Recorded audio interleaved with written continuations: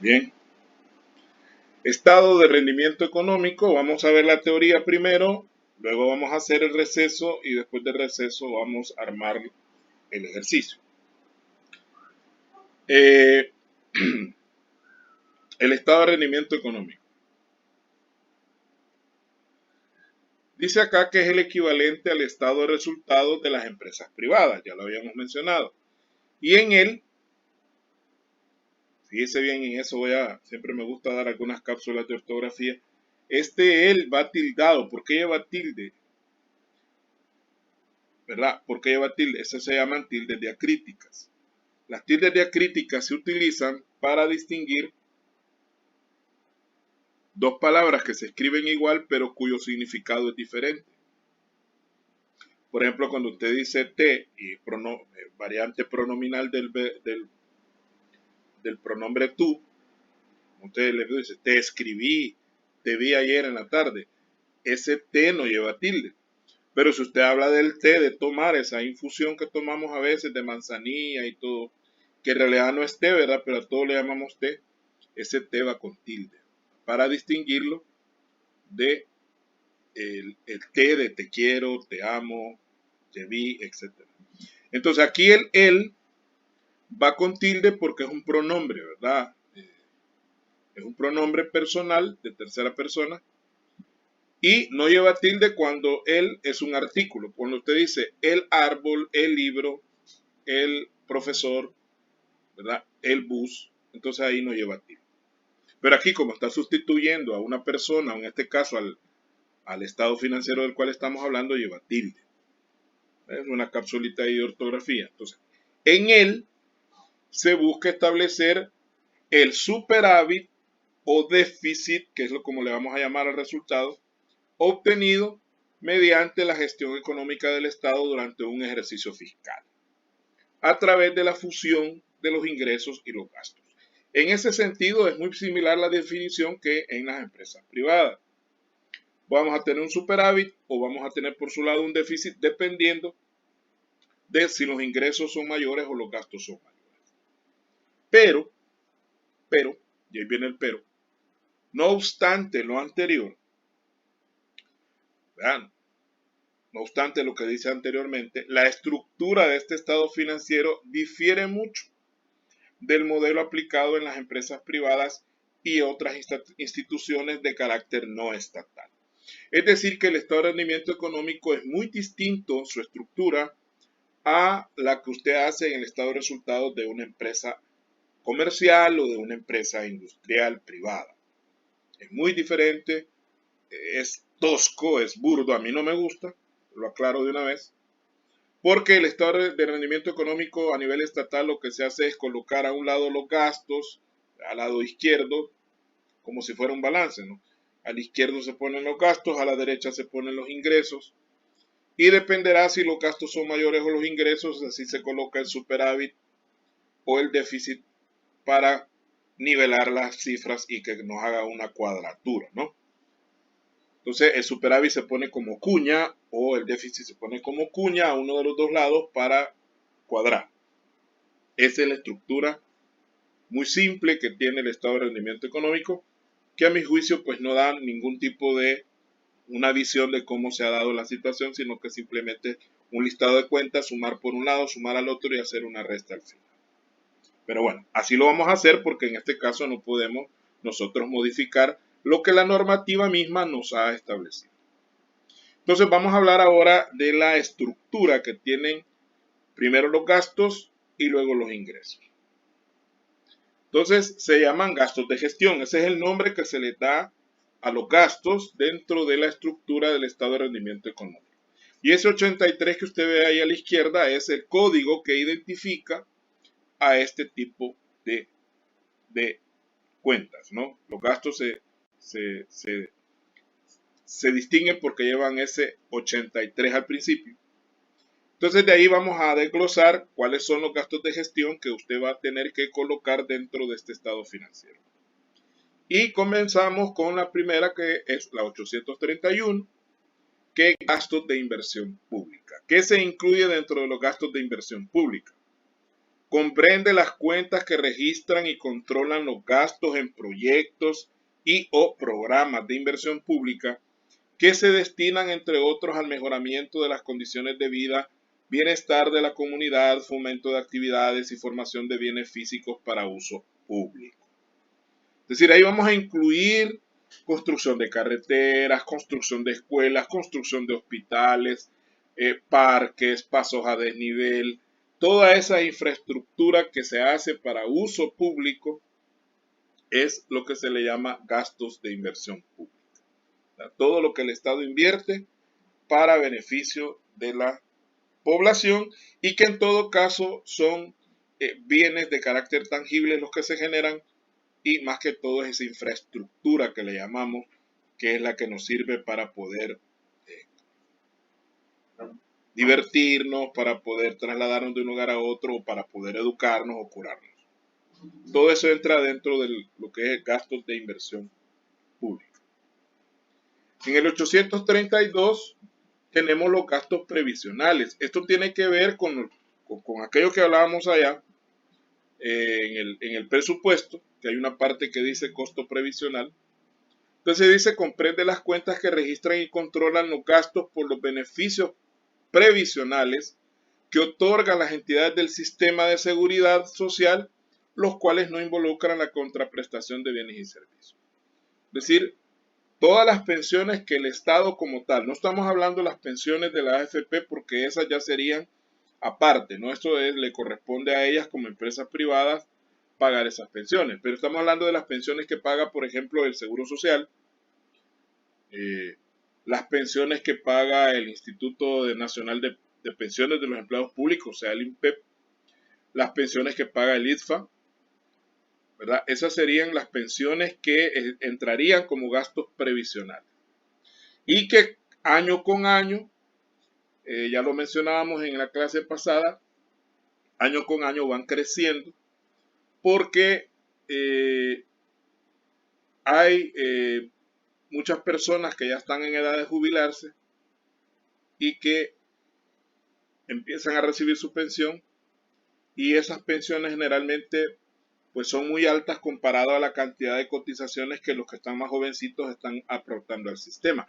Eso es lo que hace que el sistema no sea rentable en el largo plazo, porque todas esas personas que están cotizando ahorita, que acaban de entrar a trabajar, y eso lo mencionábamos, estamos pendientes ahí con el conversatorio que hablamos de las pensiones, todavía no he podido hablar ahí con el jefe, pero hay un problema de flujo de dinero, es decir, la cantidad de dinero que ingresa no compensa la cantidad de dinero que reciben los pensionados, porque por muy baja que sea la pensión de una persona, es mucho mayor que la cotización que usted puede hacer de su salario, ¿no?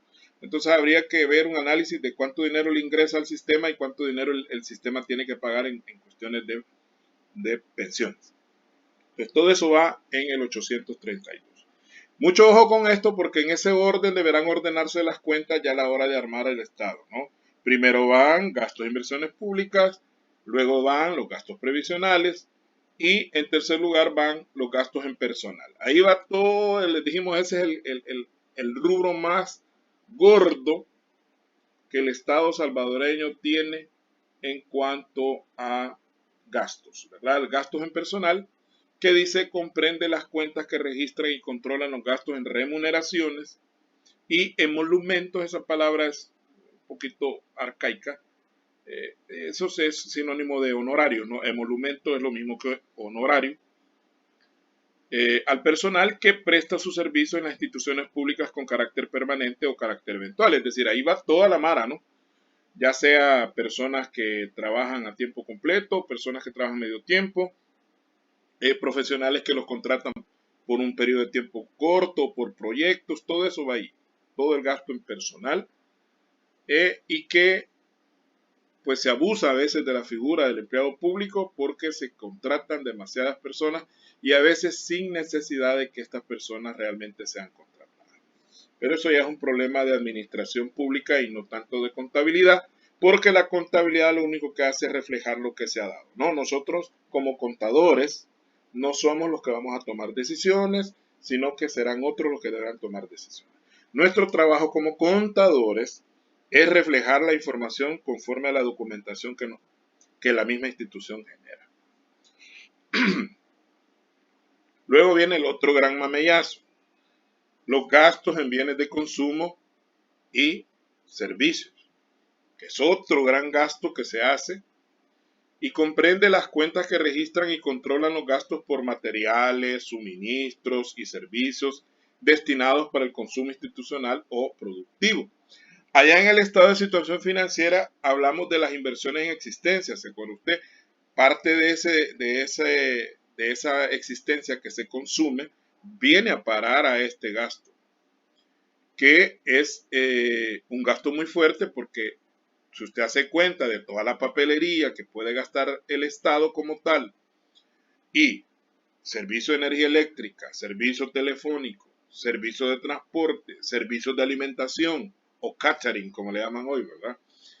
Que es algo fuerte. Hay instituciones donde le dan, por ejemplo, hay instituciones que dan capacitaciones y a los participantes les dan refrigerios y les dan almuerzo a veces, en todas las dependencias, Ministerio de Educación, Salud, entonces también hay servicio de alimentación, servicios jurídicos, contratan abogados, servicios financieros, servicios de auditoría, en fin, hay una gran cantidad de bienes y servicios que las instituciones, en las que las instituciones gastan.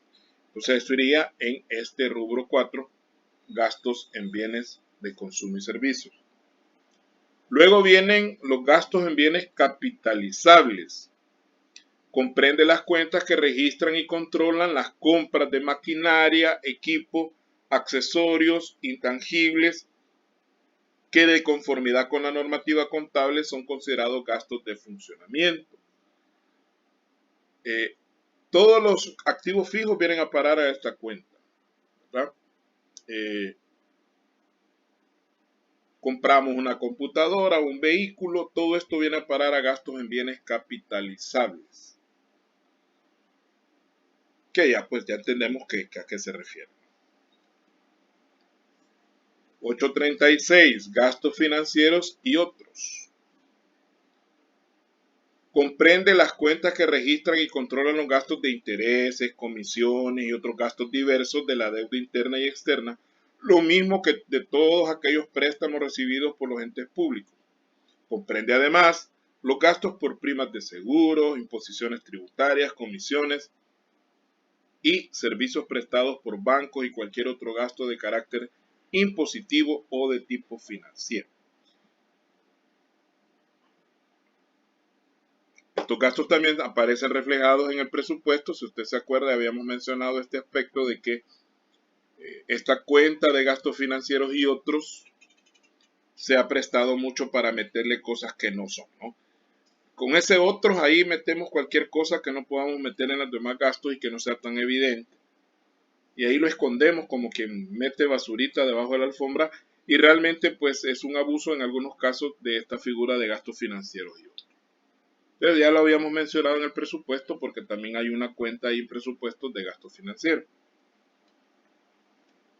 Luego, los gastos en transferencias otorgadas, que también tiene relación con el presupuesto. Ya hablamos de transferencias corrientes y transferencias de capital. Entonces aquí vienen todas esas transferencias que nosotros como Estado le hacemos a sector público, que pueden ser otras instituciones del gobierno, al sector privado, que pueden ser a empresas o a personas, ¿no? Que son, por ejemplo, las becas que se le dan a algunos estudiantes, eso es parte de las transferencias, ¿no? O en algunos casos estas transferencias van hacia el extranjero. Comprende las cuentas que registran y controlan los gastos por subvenciones y subsidios a los diferentes sectores del país e inclusive al exterior, así como las transferencias directas a personas y toda otra entrega de recursos sin contraprestación de bienes y servicios. Es decir, no recibimos nada a cambio, es como un regalo que el Estado le da a estas otras personas. El subsidio del gas, ahí está también, el subsidio a la energía eléctrica, va ahí, el subsidio al agua, también va incluido. Y el 838 que se llama costo de ventas y gastos calculados. Espérenme que aquí el icono de la grabación se me interpone entre lo que dice ahí. Costo de venta y cargos calculados, ¿verdad? Comprende las cuentas que registran y controlan los costos de ventas de bienes y servicios y el reconocimiento de gastos por aplicaciones de inversión. Es decir, hay empresas estatales que producen bienes y servicios, entonces generan un costo de ventas, ¿verdad? Y por lo tanto esto va a ir en esta parte, ¿no? Por ejemplo, CEL genera energía eléctrica y eso le genera costo. Entonces hay que calcular el costo de ventas de la energía que se está comercializando. Y también incluimos cuando las inversiones, sobre todo las inversiones de uso público, pasan de ser un recurso y se trasladan a gastos de gestión. Esos procesos, pues los vamos a ver primero Dios en la parte contable, aunque sea un ejemplito chiquito de cómo se hace ese proceso de transferencia de una cuenta a la otra. Tampoco es cosa del otro mundo, no. Es un simple movimiento contable, descargar el activo y cargar el gasto, ¿no? Llevar un activo a gasto, que es algo que a nivel privado también se da, por ejemplo, con los alquileres pagados por anticipado y otros tipos de cargos diferidos. 839, que es una cuenta más de ajuste, ¿verdad? Dice gastos de actualizaciones y ajustes. Que dice que comprende las cuentas que registran y controlan las pérdidas o daños en los recursos, corrección de obligaciones y todo otro gasto no clasificado anteriormente. Es decir, aquí va como todo lo que sobra. Cuando hay alguna pérdida de algún bien de parte del Estado, lo que es el famoso detrimento patrimonial, o hay alguna regularización de algún pasivo, por ejemplo, algún pasivo que no se le había calculado algún interés o algún recargo, se hace el ajuste, así como lo vimos nosotros en contabilidad 6, se hace el ajuste para poder llevarlo a su valor real, ¿no? Y en general, pues cualquier otro gastito por ahí que aparezca. Esos serían los gastos, ¿verdad? Son 9, vamos a ir un poquito a repasarlo así rapidito, porque en este orden van a ir en el estado de rendimiento. Gastos de inversión pública primero, gastos previsionales, gastos en personal, gastos en bienes de consumo y servicios, gastos en bienes capitalizables, gastos financieros y otros, gastos en transferencias otorgadas, costo de venta y cargos calculados y gastos de actualización y ajustes. Serían 9 cuentas, por decirlo de esa manera, aunque no son cuentas estas, son grupos, o subgrupos, perdón, pero así las vamos a tomar como cuenta. Entonces, ¿qué vamos a hacer en estado de rendimiento? Simplemente hacer un listado de estas 9 cuentas en el lado izquierdo. Ya vamos a ver el ejemplo. Pero también están los ingresos, y los ingresos van al lado derecho. Fíjense, aquí va todo al revés, porque acordémonos que en el Estado hay una prelación de gastos sobre ingresos. Es decir, primero se piensa en qué se va a gastar y después, por último, se piensa de dónde se va a sacar el dinero para poder cubrir lo que se va a gastar. Eso es normal en cualquier Estado o gobierno, ¿no?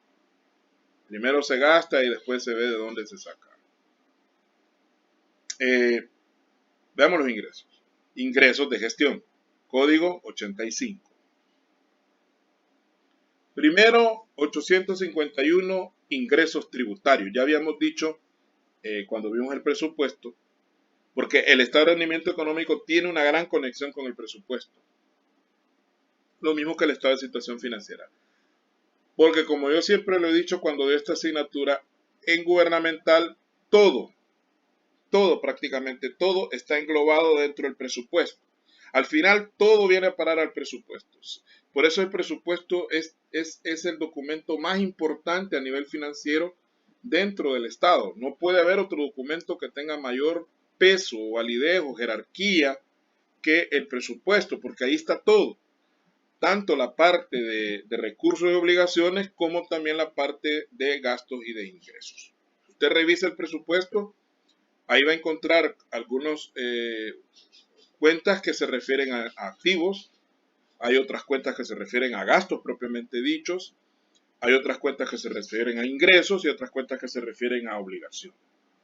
Entonces, obviamente los ingresos más importantes son los tributarios, comprende las cuentas que registran y controlan los ingresos provenientes de las contribuciones tributarias obligatorias, que bueno, no hay ninguna contribución tributaria voluntaria, es decir, a veces las definiciones aquí, por eso es que yo a veces critico, pero esto está textual, así como dice el manual, ¿verdad? El manual de contabilidad gubernamental, porque de ahí se ha extraído esta información. Entonces, no hay contribuciones tributarias voluntarias, todo es obligatorio. Ahí bastaba con decir, comprende las cuentas que registran y controlan los ingresos provenientes de las contribuciones tributarias, hasta ahí. Sin contraprestación, esa es otra característica de las contribuciones, en caso de los impuestos, originados en impuestos recaudados por el Estado con fines públicos. Recuerde que a nivel gubernamental solo los impuestos se consideran tributarios, aunque nosotros sabemos que las tasas y las contribuciones especiales también son tributos, pero ellos tributarios le llaman exclusivamente a los impuestos. Y una de las características de los impuestos es que no hay una contraprestación, es decir, el Estado no está obligado a darle nada a la persona a cambio del impuesto que paga. Al menos no directamente, ¿verdad? Sino que la persona se beneficia porque usó una carretera. Por ejemplo, aquí en mi colonia, pues acá, mi colonia, dice uno, en la colonia donde vivo, porque no es mía, acaban de pavimentar las calles, están terminando de pavimentar. Entonces ya no hay gran polvazón, porque la calle estaba ya terminada, ya está bien bonita. Entonces, de alguna manera yo estoy recibiendo un beneficio de parte de los impuestos que yo he pagado en años anteriores. Entonces, pero no es así de que el Estado le va a entregar a usted algo a cambio de lo que ha pagado, ¿no? Si tiene suerte, en algún momento usted puede obtener beneficio y si no, pues simplemente queda como una contribución. Ese es el 851. 852, ingresos de seguridad social, comprende las cuentas que registran y controlan los aportes y contribuciones estatales, patronales y laborales a favor del sistema de seguridad social. Parece absurdo decir que el Estado contribuye y es un ingreso para el Estado, pero es que aquí estamos viendo el Estado como un todo. El Estado es patrono, ¿verdad? El Estado tiene empleados y los empleados cotizan. Un porcentaje de la cotización de AFP, por ejemplo, la da el trabajador. Otra parte le da el patrono, que en algunos casos el patrono es una empresa privada y en otros casos es el Estado. Pero también el Estado tiene una contribución que no recuerdo el porcentaje, pero el Estado como tal también tiene una contribución que pagar o una cotización a nombre de todos los trabajadores. No como patrono, sino como Estado. O sea que son tres cosas. Aportación del empleado, aportación del patrono y aportación del Estado como un complemento para mantener el sistema. 855, ingresos financieros y otros, así como hay gastos financieros, también hay ingresos financieros. Comprende las cuentas que registran y controlan los ingresos provenientes de las rentas de recursos de las entidades públicas, así como otros ingresos de igual naturaleza. Así como el Estado paga intereses por los préstamos o otro tipo de endeudamiento que tiene, también el Estado recibe en algunos casos ingresos porque tiene algunas inversiones que ha hecho, ¿verdad? O porque el Estado también presta dinero, el Estado también le presta dinero a otras personas. Repito, aquí estamos viendo el Estado como un todo, ¿verdad? En algún momento puede ser que una institución de gobierno le pague a otra, ¿no? Y que al final no es ni ingreso ni gasto porque todo queda dentro del mismo Estado. Pero hay que medirlo y hay que reconocerlo como ingreso y hay que reconocerlo como gasto. A que al final se van a liquidar uno con el otro, ese no es el problema. El problema es que hay que reflejar tanto la parte de ingreso que lo recibió una institución y la parte de gasto que recibió otra. Por ejemplo, para que me entiendan mejor, el Banco Central de Reserva es un banco que le pertenece al Estado. Y el Ministerio de Economía también le pertenece al Estado. Entonces, el Ministerio de Economía puede ser que le haga un préstamo, le pida un préstamo al Banco Central. Claro, como Estado, como todo, no hay deuda, porque tanto economía como el Banco Central son del Estado. Pero hay que medirlo, es decir, hay que decir, bueno, el Ministerio de Economía debe $1.000 millones al Banco Central de Reserva. Que eso se anula, ¿verdad? Porque lo que para el Banco Central de Reserva es un activo, para el Ministerio de Economía es un pasivo y al final se anulan, ¿no? Pero hay que registrar las dos partes de las cosas. Además que cada institución lleva su propia contabilidad y al Ministerio de Economía le va a aparecer como una deuda y al Banco Central de Reserva le va a aparecer como un activo o una cuenta por cobrar. A eso me refiero. Ya cuando se consolida la información del estado completo, eso se tiene que liquidar porque prácticamente no existe la obligación para con una persona fuera del estado. Es lo mismo que ocurre con los grupos empresariales, que son varias empresas que son hermanas, le llaman, ¿no? Y que esta le presta a la otra y en realidad al final es como que cambia de mano como cambiar de mano el dinero, pasa de la mano derecha a la izquierda, pero al final el grupo como tal no ha habido tal movimiento, ¿no? Entonces eso hay que considerarlo siempre cuando hay grupos de empresas o en este caso el Estado como un conjunto de instituciones. 856 ingresos por transferencias corrientes recibidas. Así como el Estado hace transferencias, dijimos en el presupuesto, también el Estado recibe transferencias de otras personas. Comprende las cuentas que registran y controlan los ingresos corrientes provenientes de subvenciones, subsidios, donaciones y todo otro aporte de los diferentes sectores del país, así como del sector externo, que no generan una contraprestación de bienes y servicios.